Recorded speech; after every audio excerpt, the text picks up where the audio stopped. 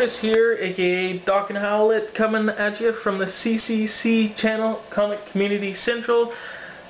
Today, and finally, after much procrastination, I'm going to show you guys a little bit of, well, not a little bit, all of it, I guess. Issue number 38 of Scary Tales from Charlton Comics. This comic book is from 1983, as I recall, and there is 3 different stories in here, a couple of them reprinted. This is the first appearance of Mr. Jigsaw, the character as you see on the cover here. So, let's go through it. And by the way, the Jigsaw character was written by Ron Fortier and drawn by Gary Cotto. And that's actually the last story in the book, so we'll get to that. But I got a surprise when I got this book that there's actually a reprinted story, this first story, Night of the Mummy, a reprinted story from, as I recall, Ghostly Tales 114, something like that, but a reprinting of a Steve Ditko drawn story. So I thought that was quite a treat too when I picked this up, because I actually picked it up for the first appearance of Mr. Jigsaw. And the writer, if you guys have seen some of my other previous videos on my personal channel about the writer Ron Fortier, he's in a podcast group called Zone 4 Podcast, which I got to know via Lisa Moore here on YouTube, who is a colorist, and her website, was it Safari Sunset 83? Anyway, so there's all these, circles and webs that connected everything and made me get this comic book. So anyways, yeah, this was a good story. I like this first story. It's really good art. Inside was really great. So this one, basically these 3 guys are on an expedition and they discovered a mummy. So what happens in this tale, really great looking drawing there of a mummy there, but this is not actually the mummy. So what happens in this book is, yes, these 3 guys, they've discovered this, but one of them, he wants to take all the glory of the expedition, all the fame and riches of it. So he basically sets these guys up, and after discovering the mummy, he ends up portraying the mummy, kind of scaring the guys a little bit, and setting up a trap for them. The authorities have already been called because they think somebody had stolen the mummy, and they kind of are blaming each other. And I'll try to get a closer picture of that one because it's really great Ditko art. So they blame each other. This one fella, he ends up luring the others into a trap where he ends up taking one of them out. He ends up shooting him in the cave. And then as the other fella comes up, and the authorities, later on, they discover that their buddy has been shot, and the one fella blames his other friend here, frames him, and he's got a crazy story saying, oh, it was the mummy, it was the mummy. So of course he seems like he's all crazy, never going to be believed, and the guy's going to get away scot-free.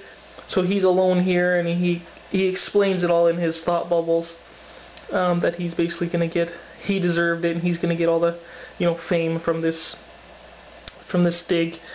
And it's really cool, nice ending. It's kind of a feel that reminds me of Tales from the Crypt kind of end, where it has a ghostly twist at the end.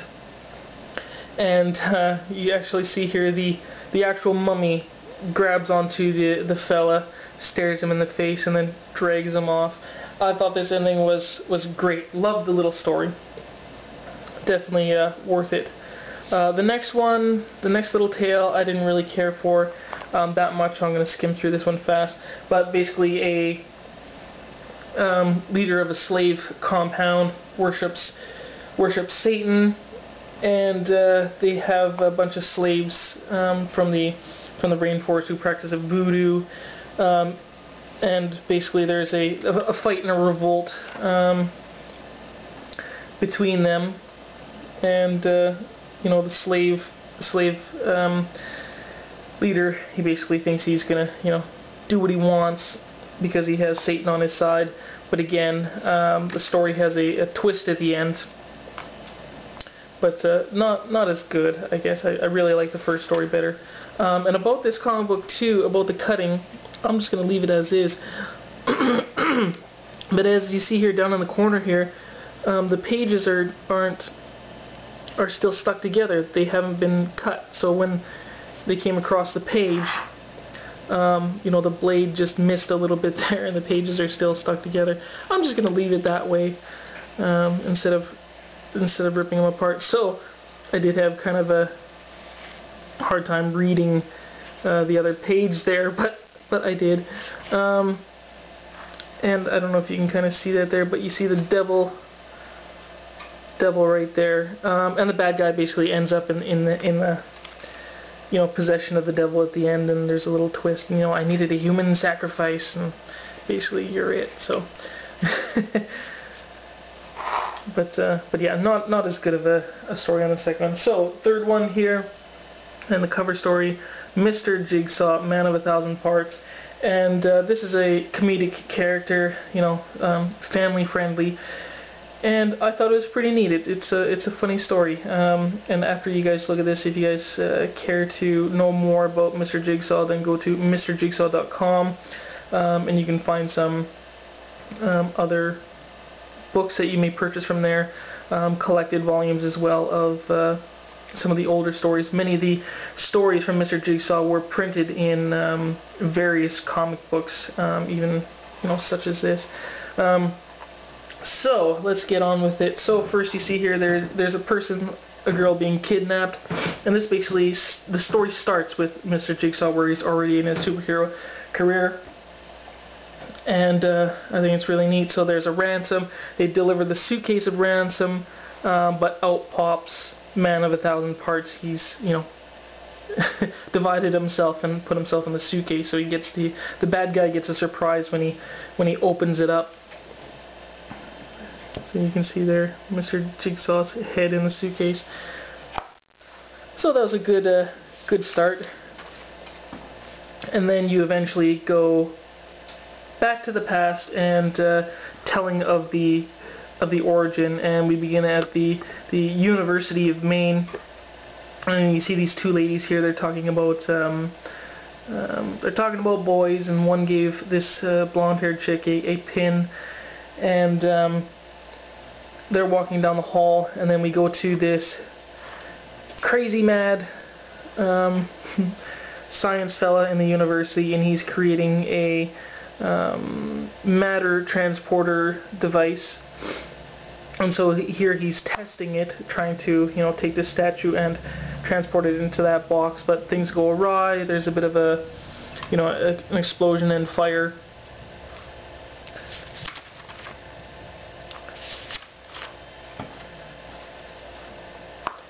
And then later on, as that's, you know, a little more under control or whatever.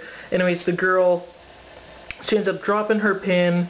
It rolls on the floor, rolls right into the lab, and rolls right into one of the boxes, and she's just, you know, a ditzy little blonde or something, and she goes after it to get her pin. Anyways, and she goes into the box, and you can see her, she actually gets transported to the other side. But nothing really happens to her much, really. She's completely fine. It goes on to tell you in the story here that she ends up marrying the fellow that she got the, you know, high school pin from or whatever, and you know, graduates. Everything's fine. It's actually more than a year later she ends up pregnant, so although nothing happened to her, her maybe internal physiology was changed slightly as to where her child was affected. And this is Charlie Grant, and as you see here, the doctor's slapping him on the butt and his legs fall apart. I think that's pretty funny, but the baby seems all happy and fine and crazy. So here he is, the baby popping off his head, and he's just crazy. Here he's doing a practical joke. They're showing him as he's growing up, and and getting a feel for his powers, I guess. Making a practical joke on the mailman putting his hand in the mailbox and scaring him. So again, this is just a you know, comedic character, all meant to, you know, in fun and to be made fun of itself. Making a snowman and putting his head on the snowman right there. So all these little funny things. Here he is. He's reading a book. He's actually reading a comic book called Captain Justice. And in the corner you can see the small little logo from like the Charlton Bullseye. So I think that's kind of a funny thing there. And he's lifting his arms or lifting weights over here. So eventually he makes the decision that one of the things that he wants to do with his life is become a superhero. So later on in his life he seeks out that dream, leaves home, and he has his parents' blessing for that. And then traveling in the countryside, he actually comes across this lady here whose name is Amy Boucher, and she's got a flat tire and he wants to help her. As you see here though, she has one hand with a hook, and he gets on her good side by saying, or as she had said, you know, "What's the matter, kid? Never saw a hook before?" And he gets on her good side by saying, "Yes, but never one attached to a pretty girl." So they end up becoming kind of a duo. I don't know if there's any love interests in future stories or anything. Have not read them, but I do plan to get some more Jigsaw comic books actually, because I find the character funny. I like him. So we move on. And he ends up picking up a ride from her. He tells her, explains to her that he's wanting to go to Boston to be a superhero, and she explains herself a little bit that she's a reporter, and then eventually they get attacked here by some thugs. They jump out of the bushes, and now it's time for Jigsaw to do his thing. So he throws on his mask and does away with the baddies by using his superpowers.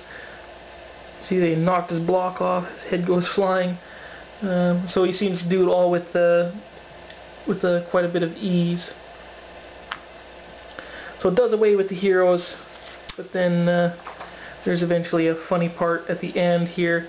I like this. So he's hiding behind the car here, gets his legs to run around the other side of the vehicle, kicks the baddie in the butt. So here he is. So here's the funny part. So here he is at the end. He's tucking his shirt back in his pants, and Amy says, I don't quite think you're ready for Boston yet." And here he has his himself turned around. He's got a front bum now.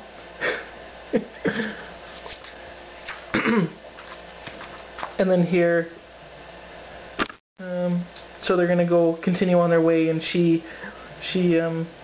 suggests to Jigsaw Man that he comes to Portland, Maine instead, and try his superheroing there. And here he has a J on his chest, slightly different from his